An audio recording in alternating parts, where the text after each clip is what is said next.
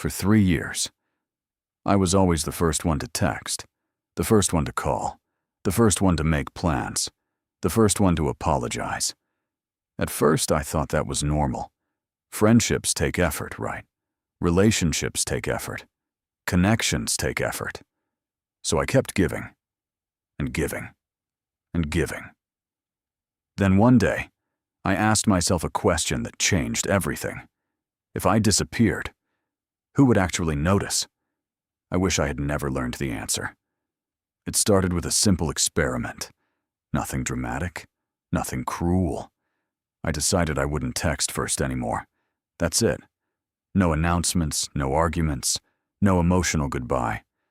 I would simply stop chasing people for 30 days and see what happened. Honestly, I expected everyone to notice. I thought my phone would be filled with messages, questions, calls, concern. After all, these were my friends. The people who always said things like, "Your family. We'll always be here for you. We should hang out more." The people who claimed they cared. So I waited. 1 day passed.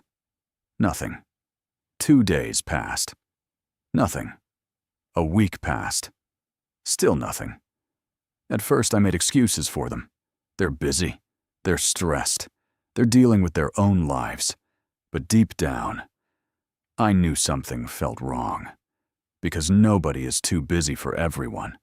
Not for 7 straight days. Then I started noticing something uncomfortable.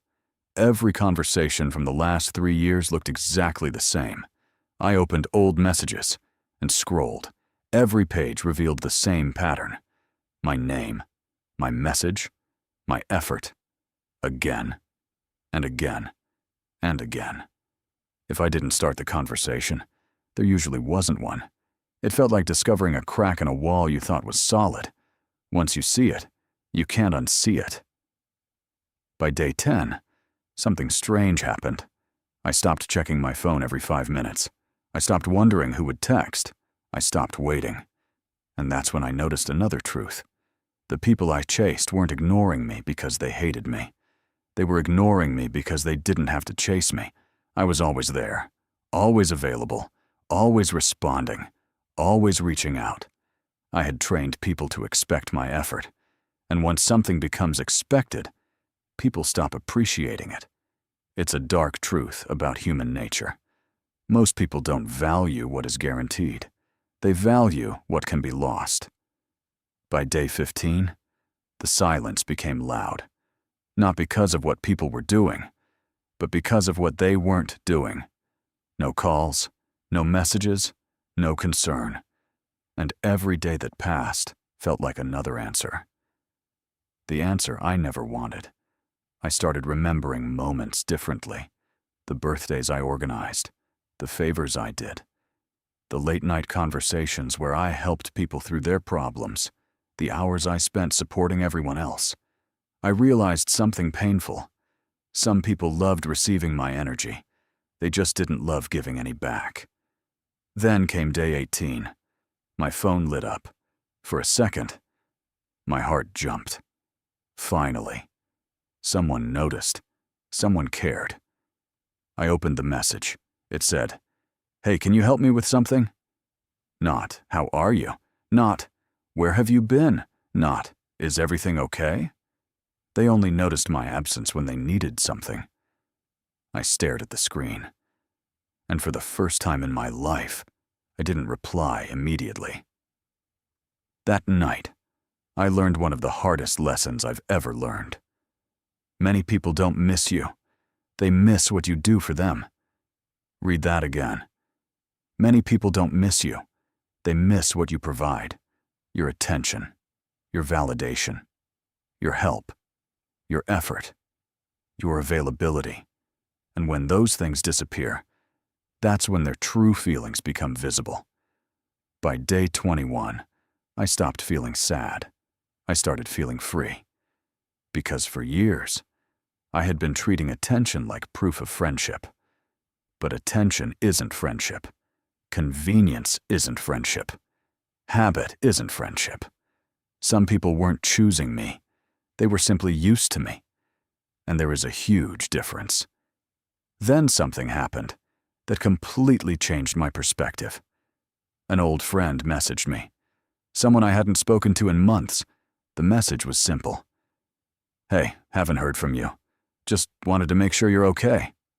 No favor, no request, no hidden agenda, just concern.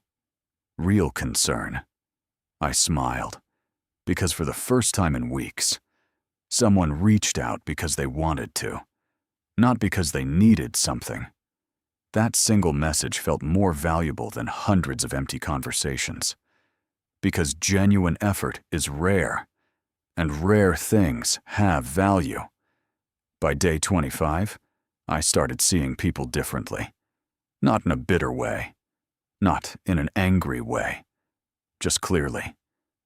The truth is, most relationships operate on invisible exchanges: time, attention, energy, validation. And when you're the one providing all of it, people become comfortable. Comfortable enough to stop investing themselves. Comfortable enough to let you carry the entire connection. Until one day, you get tired, and everything falls apart. Day 30 finally arrived. My experiment was over. 30 days. No chasing, no forcing, no begging for attention. Do you know how many people reached out? Almost nobody. The number shocked me, but the lesson shocked me even more, because I realized something important. The silence wasn't rejection. It was information. Information I had been avoiding for years. The silence revealed which relationships were real, which relationships were one-sided, and which relationships only existed because I kept them alive.